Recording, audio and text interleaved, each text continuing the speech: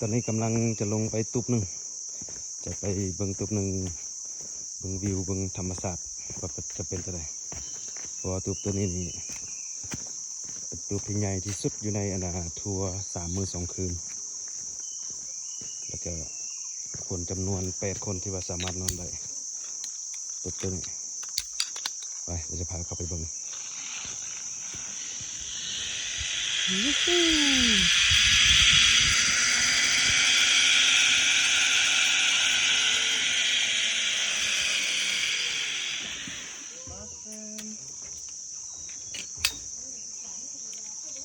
ก็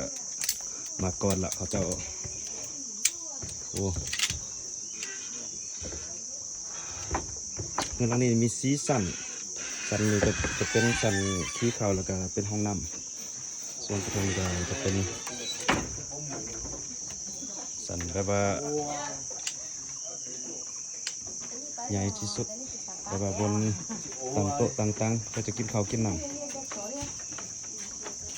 คุณมองอยู่ทางคนโอ้คัก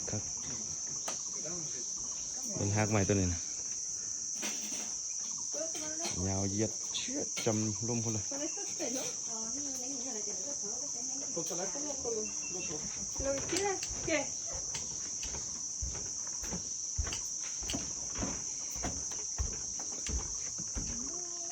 ตอนนี้แม่บ้านเพิ่นกำลังมาจัดการเรื่องเตียงเรื่องอย่างเนี่ยเพิ่นกำลังเก็บพอแขกกำลังออกไปแขกสุดที่ว่านอนอยู่ในนี่เขากำลังออกไปตอนเช้านี่แล้วก็จะเกี่ยมเพื่อสุดใหม่จะเข้ามาตอนแรงโอ้ครับวิวโบธรรมดาโอ้มะไข่กกนี่เป็นมากมากหลายเรื่องเต็มบนต้นไม้ร่มมันเห็นบ่มะไข่นะโอ้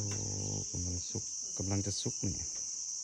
ถ้าสุกมันนี่นกมากินมันก็ไล่แหละ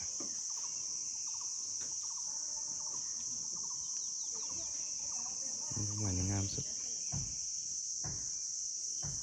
สีส้ม